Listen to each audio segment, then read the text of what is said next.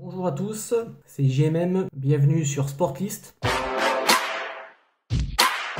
Aujourd'hui, une petite vidéo sur les produits industriels. Lors d'une précédente vidéo, j'avais vu avec vous que pour perdre du poids, il fallait réduire, voire supprimer les produits industriels. Je suis conscient que pour les supprimer totalement, c'est pas évident parce que il y en a partout et on vit dans une société dans laquelle on préfère la rapidité, la facilité et puis on manque de temps avec notre train de vie, donc on préfère souvent les plats surgelés, les plats préparés, on n'a pas toujours le temps de cuisiner, etc. Même si je reste persuadé que si on s'organise et que si on le veut vraiment, on peut. Alors, les produits industriels, quand on pense à ces produits, on pense souvent aux produits qu'on voit dans les magazines, dans les affiches publicitaires, à la télévision, bref, partout autour de nous.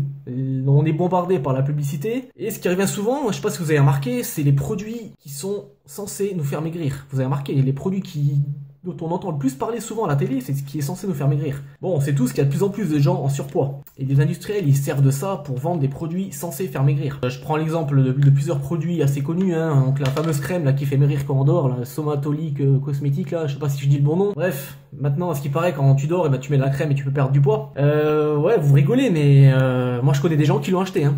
Mon papa l'a acheté et je connais d'autres personnes qui l'ont acheté. Donc évidemment il n'y a pas eu de résultat, hein, c'est sûr, hein. Il y a beaucoup de gens qui l'achètent quand même.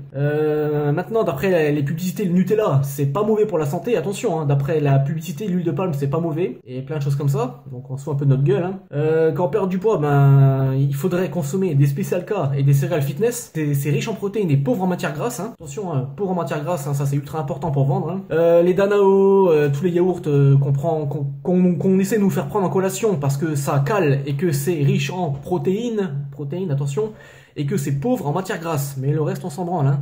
Tant qu'il y a écrit pauvre en matière grasse, on achète. On est con, mais on a peur des matières grasses, c'est comme ça. Alors, je vais voir avec vous pourquoi on a tellement peur des matières grasses. Depuis toujours, en fait, les matières grasses sont assimilées au gras.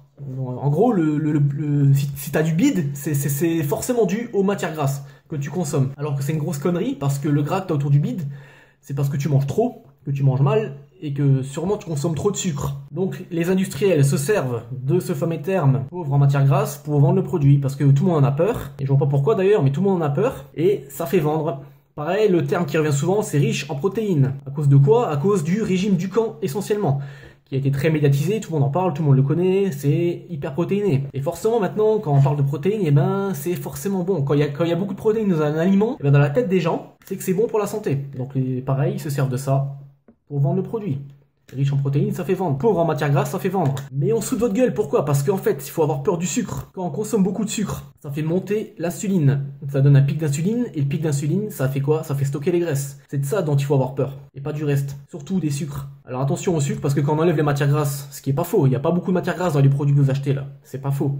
Quand on enlève les matières grasses, on remplace par autre chose. Et on remplace par quoi en général? Par le sucre. Alors méfiez-vous du sucre en grosse quantité qu'on rajoute dans les produits industriels. Je vais venir sur le sel aussi. Donc on met essentiellement de sel dans les produits pour donner du goût. Le sel en quantité raisonnable, c'est bon pour la santé, y a pas de problème. Mais si on en abuse, forcément c'est mauvais. Ça fait de la rétention d'eau et d'autres soucis.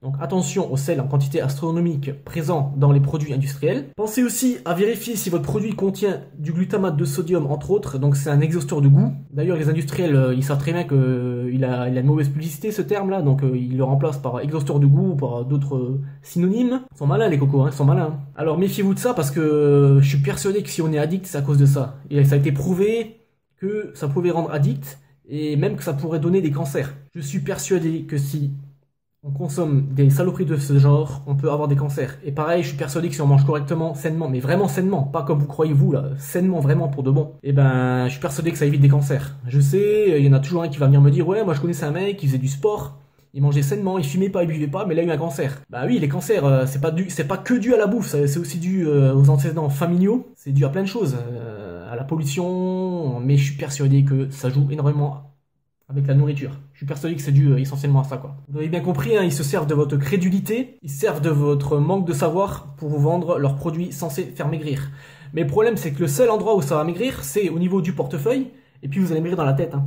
Et si tu consommes trop de sucre, tu ne vas pas maigrir. Donc pense-y. Je recommande donc de réduire ces produits industriels, de les supprimer si possible, hein, et de prendre le temps de cuisiner. Parce que oui, je suis conscient qu'on n'a pas toujours le temps de cuisiner, donc on préfère des fois au boulot, ou quand on rentre du boulot, on préfère un plat déjà tout préparé, on met au micro-ondes. On chauffe et puis on consomme. Mais c'est pas bon parce qu'il y a plein de saloperies dedans, plein de conservateurs, plein d'additifs, tout ce qui est quelque chose. Quand vous voyez quelque chose, en général, c'est pas bon. Vous savez en plus, hein, tout le monde le sait maintenant que les c'est pas bon. Pensez à cuisiner, pensez à consommer des produits frais, des produits bruts non raffinés, donc qui n'ont pas été transformés, je précise. On peut même cultiver si on a un jardin, pourquoi pas, c'est bien. C'est comme ça au moins on sait d'où ça vient. Et ça fait passer le temps, le jardinage, c'est une bonne activité. Hein. Et vous allez perdre du poids, c'est obligé, obligé. Si vous réduisez les produits industriels, si vous prenez le temps de cuisiner, si vous, comme ça vous savez déjà ce que vous mangez, il n'y a rien de chimique dans ce que vous mangez en général. Voilà, ma vidéo est terminée, j'espère que ça vous a plu, j'espère que ça a été clair. Si vous avez des questions, n'hésitez pas. Vous me retrouverez régulièrement sur Sportlist. Vous me retrouverez également sur mon groupe diététique et fitness sur Facebook. N'hésitez pas à faire la demande pour adhérer au groupe. Et à très bientôt.